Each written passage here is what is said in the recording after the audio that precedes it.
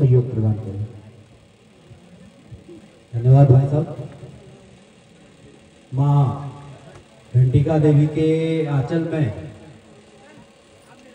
यह नौगांव क्षेत्र में श्री स्वयं राजा रामलीला कमेटी के तत्वाधान में आयोजित रामलीला कमेटी में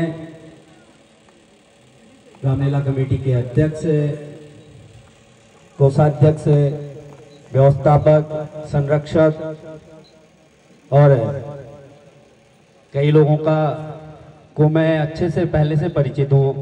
हमारे राजेंद्र रोटेला जी, कुंदन रोटेला जी और इस गांव के ग्राम प्रधान खिमदा कैलाश भाई क्षेत्र पंचायत सदस्य हैं और अन्य लोग भी। मैं कई लोगों को जानता हूं, क्योंकि नाम लेने लगूंगा तो बहुत लंबा समय लग जाएगा। और इस मंच के समीप मेरी मातृशक्ति के रूप में उपस्थित माताएं, बहनें और दूर दूर तक जो बैठे हैं इतनी ठंड में, कड़ाके की ठंड में प्रभु राम की लीला को देख रहे हैं ऐसे युवा साथी और बुजुर्ग, सज्जन वर्ग, सभी महानुभावों का मैं इस रामलीला कमेटी की ओर से मुझे यहाँ पर आने का मौका दिया, उसके लिए मैं आप सभी लोगों का हृदय की गहराई से आभार व्यक्त करता हूँ कि आप लोगों ने मुझे यहाँ पर आने का मौका दिया और मुझे इस योग्य समझा कि मैं आप लोगों के बीच आकर के इस रामलीला का मंचन देख सकूं। मैं आप सभी लोगों से बड़े हर्ष के साथ मुझे यह बताते हुए हर्ष हो रहा है कि मैं भी आपके ही गांव के नजदीक के गांव का हूं। मैं इधर ही बहना का रहने वाला हूं। जरूर मेरी शिक्षा अल्मोड़ा में हुई है, लेकिन मैं आज भी गांव से जुड़ा हुआ हूं। और जब मुझे पता चला कि नौगांव में रामलीला है तो मैंने राजेंद्र रोटेला जी और खिमदा को खुद ही कहा मैंने भी आना है उस रामलीला में और मुझे भी आप लोगों को ने बुलाना है। और उन लोगों का आदेश हुआ, मैं आज यहाँ पर उपस्थित हूँ। और बहुत लंबे समय बाद, काफी लंबे समय बाद, मुझे भी जब से याद है तब से मैं पहली बार यहाँ पे रामलीला का आयोजन देख रहा हूँ। और मैं आप लोगों से आग्रह और निवेदन करना चाहता हूँ कि ये रामलीला अब दिन प्रतिदिन होनी चाहिए, हर वर्ष होनी चाहिए। और उसके लिए मेरी व्यक्तिगत तौर पे जो सहयोग की आप लोगों को आशा होगी, अपेक्षा होगी, उस पर मैं हमेशा खड़ा उतरूंगा। और हम लोग भगवान राम के जीवन का वर्णन आज प्रत्येक जन तक पहुंचाने का हम लोग कार्य कर रहे हैं और बहुत लंबे समय से कर रहे हैं।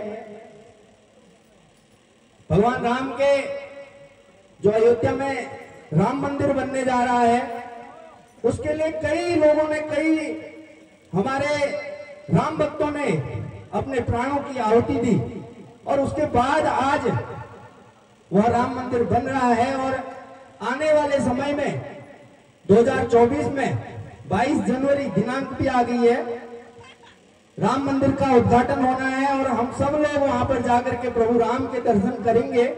ये सभी हम लोगों की एक अगाध जो श्रद्धा है प्रभु राम के लिए, उसका ही नतीजा है कि आज अयोध्या में राम मंदिर बनकर के तैयार हो गया है। अच्छी नियत के कारण ये कार्य संभव हुआ है, आप लोगों के सहयोग और आशीर्वाद के कारण ये सब संभव हुआ है। जिस प्रकार आप लोगों ने 2 वर्ष पूर्व राम समर्पण निधि में अपना थोड़ा बहुत अंश देकर के राम मंदिर बनाने के लिए आप लोगों ने जो समर्पण निधि दी, उसके आज राम मंदिर बना हुआ है। और हम सब लोग एक बार पुनः अयोध्या जाकर के भगवान राम के दर्शन करेंगे। और ऐसे सभी राम भक्तों को बहुत बहुत बधाई के पात्र हैं जिन्होंने 500 वर्षों के कालखंड में छोटे स्थानों पर रामलीला कर करके भगवान राम के जीवन का वर्णन प्रत्येक व्यक्ति तक पहुंचाने का कार्य किया है। ऐसे सारे राम भक्तों को बहुत बहुत बधाइयां हैं और रामलीला कमेटी नौगांव को भी बहुत बहुत बधाई है कि उन्होंने इतना सुंदर मंचन यहाँ पर कराया है। और सभी लोग प्रभु राम के जीवन की जो लीलाएं हैं उसको देखने के लिए यहाँ पर जो उपस्थित हुए हैं उन सभी लोगों का भी बहुत बहुत धन्यवाद है।